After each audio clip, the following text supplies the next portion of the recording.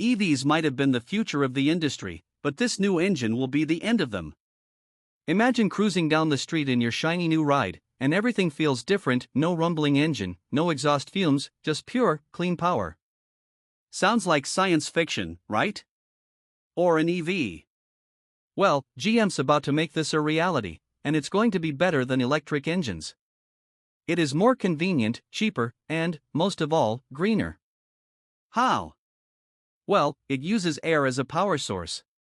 And works similar to ICEs, which means the transition wouldn't be that hard. This bad boy will change everything we know about cars, and I mean everything. Why is this a big deal? When a big player like GM goes all in, you know it's going to shake things up. But I know what you are thinking: we have seen a lot of new engines that promised improvement, and they didn't deliver. But this isn't some far-off dream or a concept that'll never see the light of day. GM's putting their money where their mouth is, and they're determined to bring this tech to your driveway.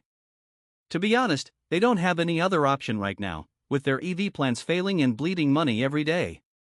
This is a make-it-or-break-it moment for them.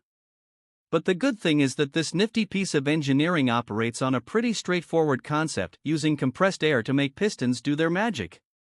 First up, let's talk about air compression. The first process is sucking in air into a compression chamber, pumping up the pressure until it's ready to unleash its power. This is very much like packing a suitcase tightly until you can barely zip it up. Intense, right? And once all that air is cozied up in the chamber, it's time for a party. When the pressure hits that sweet spot, it bursts free, shoving the piston outward with a burst of energy. This magic moment turns the potential energy of the pressurized air into kinetic energy, a fancy way to say it gets things moving. Imagine letting go of a tightly held balloon. The rush of air is just that exhilarating. Now, when the piston pushes out to do its job, it doesn't just hang out there. After doing its duty, the piston has to make its grand return for another cycle, right? So what did they do to make this happen? Simple: enter the spring mechanism that helps the piston slide back into its cozy spot, like a well-trained boomerang getting ready for its next throw. So, what's next? This is where the magic really shines. The whole process keeps cycling, providing continuous motion as long as there's enough air supply. It's like a never-ending game of tag, but with air as the star player. Who knew something so simple could work out so effortlessly? It really makes you wonder why no one has ever tried it before, but they actually have. Ready for a mind-blowing fact? The story of compressed air vehicles goes way, way back. We're talking 19th century old. Imagine strolling through the streets of Paris, and instead of horse-drawn carriages, you see sleek trams gliding by, powered by nothing but air. Cool. Now, you might be thinking, if air-powered vehicles were so awesome, why aren't we all driving them now? What happened to them? Short answer: the internal combustion engine, the muscular new kid on the block that knocked air power off its pedestal. But some people didn't just lose hope yet. In the early 2010s, Peugeot made something incredible. They've cooked up this crazy hybrid powertrain that combines a regular gas engine with, get this, compressed air technology. They called it hybrid air, and they showed it off in a tricked-out Peugeot 2008 crossover. We're talking a hydraulic motor unit paired with a compressed air energy storage system, all working alongside a conventional gas engine. It's like they took the best of both worlds and mashed them together. But here's where it gets really juicy: this bad boy promised fuel economy that would make a Prius faint.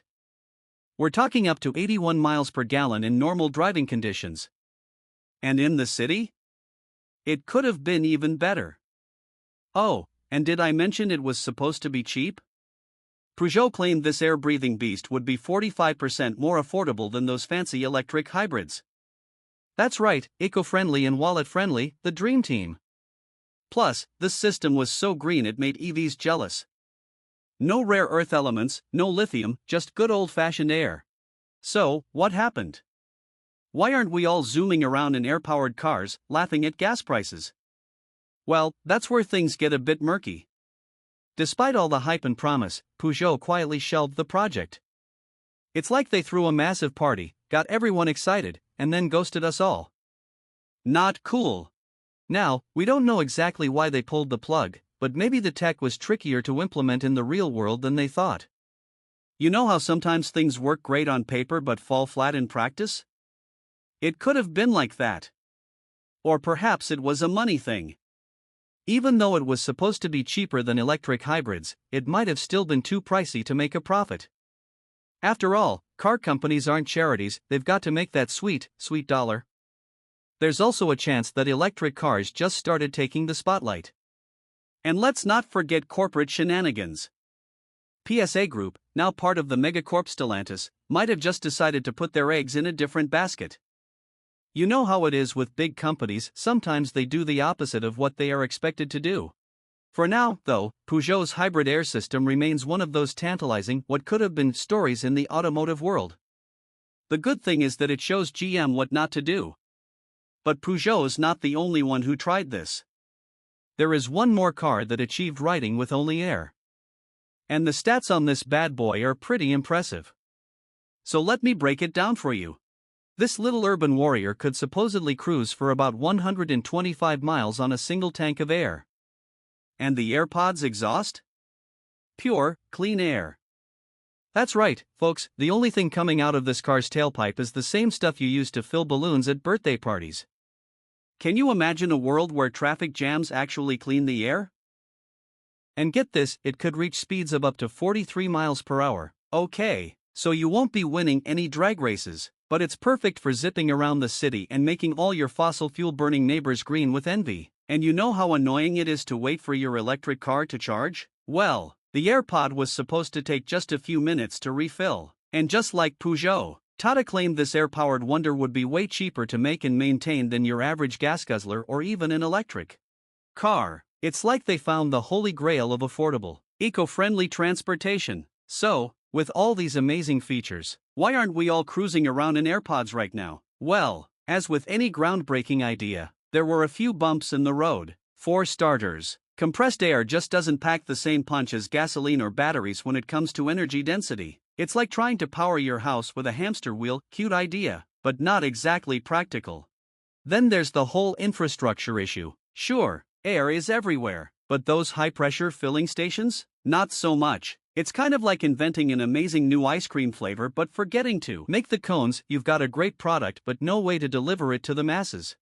So what's so special about this one? Now we all know that it is not a new concept, but GM's turbocharged it for the 21st century. You see, GM's not just recycling old ideas, they're innovating like there's no tomorrow. First up, let's talk about their turbocharging trick. GM's cooked up these high-pressure air tanks that are so powerful, they're giving traditional gas engines a run for their money, and they've turned the entire car chassis into one giant air tank. It's like they've taken the think outside the box mantra and applied it to the whole dang car.